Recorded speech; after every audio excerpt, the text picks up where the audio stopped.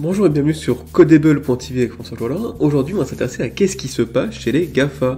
Facebook perd de l'argent, Netflix perd des abonnés, Google, Facebook, Amazon, Twitter et consorts licencient par milliers. Que se passe-t-il au pays magique des GAFA où tout n'était que ressources, croissance illimitée? C'est ce qu'on va découvrir dans cet épisode. La réalité est brutale, surtout quand on s'y attend pas. L'ascension des GAFAM semblait sans fin avec des taux de croissance à 2 chiffres depuis 10 ans et des cours de bourse stratosphériques. Depuis 6 mois, c'est le drame, la chute est brutale. Facebook, Google, Amazon, Twitter licencient tour à tour. Les limites sont atteintes, mais quelles sont-elles?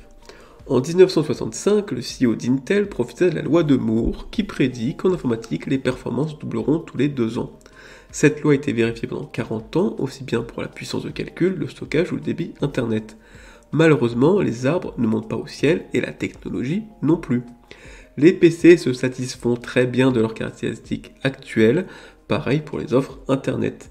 Alors que les performances de calcul ont permis jadis les jeux vidéo, le montage vidéo, le graphisme ou les logiciels d'ingénierie, le stockage a permis le multimédia et notamment les baladeurs MP3, le débit haute vitesse a permis le streaming et le logiciel collaboratif.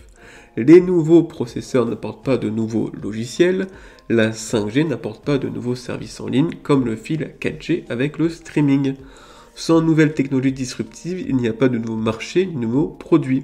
On peut noter l'apparition des neuronal process units, des composants dédiés à l'IA qui apportent un léger souffle au marché. Que peut-on vendre à quelqu'un qui a déjà un ordinateur, un smartphone ou une télé? Les montres et autres objets connectés ne s'adressent pas à un marché aussi global, ils ne peuvent pas colmater le manque de dynamisme du marché numérique dans son ensemble. On se rend aussi compte que le monde immatériel repose sur beaucoup de matériel. Le numérique nécessite une logistique mondiale et optimisée conçue durant la Pax America avec le dollar comme courroie d'entraînement de l'économie mondiale. Les perspectives de guerre entre la Chine et Taïwan ou la dédollarisation du monde entraînera un choc dans la supply chain. Des composants électroniques risquent de manquer, au moindre composant indisponible, c'est tout le château de cartes qui s'effondre, les usines sont à l'arrêt, le produit ne peut plus être fabriqué. D'autant que la pénurie peut provenir en amont de la fabrication sur les matières premières. À mesure que le monde se numérise, des métaux comme le cobalt, le cuivre, l'aluminium ou le lithium deviennent critiques. Macron souhaite d'ailleurs ouvrir une mine de lithium en France pour anticiper les dépendances sur ce métal avec les voitures électriques. Enfin, il y a les limites humaines qui rentrent dans le bilan d'une entreprise des deux côtés. Côté chiffre d'affaires, la source d'utilisateurs à conquérir se tarit. Cela fait bien longtemps que toute personne susceptible d'acheter un ordinateur en a un. De même avec les smartphones, tablettes ou télévisions. Même les services en ligne se vident, Facebook perd des utilisateurs. Tout comme Netflix. Le marché du numérique n'a pas d'autres produits révolutionnaires en stock. On tente d'ouvrir les débouchés dans la réalité virtuelle ou le métavers, mais sans succès jusqu'à présent. Or, la capacité à surfer d'une vague numérique à l'autre est la différence entre les gagnants et les perdants. Microsoft a bien failli couler car il est resté bloqué dans le monde vieillissant du PC sans avoir réussi à prendre la vague du smartphone. Heureusement, son pivotement vers le cloud avec Azure l'a sauvé. Certains n'ont pas eu cette chance, IBM a revendu sa branche PC à Lenovo, Nokia n'a pas réussi à passer du mobile au smartphone, Kodak est mort avec la pellicule.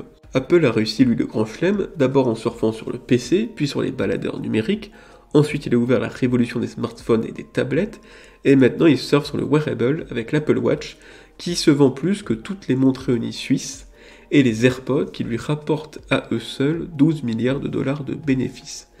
Les Occidentaux sont donc globalement équipés et faute de nouvelles technologies ne veulent pas forcément changer de smartphone ou de tablette. En soi, de nouveaux utilisateurs existent, mais à défaut de l'Amérique ou de l'Europe qui disposaient déjà d'une infrastructure Internet, les réserves d'utilisateurs se trouvent en Afrique, Asie ou en Inde. Pour les conquérir, il va falloir apporter le haut débit. Google et Facebook se lancent dans les câbles sous-marins ou des projets plus exotiques comme Google Lawn. Toutefois, le coût d'acquisition client vient de brusquement augmenter. Côté charge, Elon Musk vient de révéler le poteau rose. Après avoir licencié 50% de Twitter, le site est toujours en ligne. À quoi servaient donc les 50% virés? Dans les entreprises tech, combien de personnes non productives se retrouvent à gesticuler entre le donneur d'ordre et l'exécutant? La Silicon Valley s'est montrée particulièrement créative en bullshit job. des Executive Meeting Managers ou des Happiness Officers, ainsi que tout un tas de comités éthiques à perte de vue. En soi, quand le gâteau s'agrandit de 20% par an, on ne se soucie pas de qui est à table, mais maintenant qu'il rétrécit, on se demande si tous les convives ont participé en cuisine. Elon Musk sert de paratonnerre médiatique, il n'y a pas que Twitter qui vire par milliers, Amazon vire 10 000 personnes, HP 4 000, Facebook 11 000 et Google 10 000. En conclusion, l'industrie de la tech était bâtie sur des ressources illimitées qui se raréfient, une supply chain idéale qui se complexifie, un coût d'acquisition infime qui explose et une boulimie RH pour satisfaire toutes les causes médiatiques. L'heure est venue à la rationalité, aux coupes budgétaires, l'argent doit aller dans les labos de recherche et non dans les comités woke ou écolo. Voilà, merci de m'avoir écouté pour ce dernier épisode de Codable.tv, j'espère vous retrouver très prochainement, à bientôt.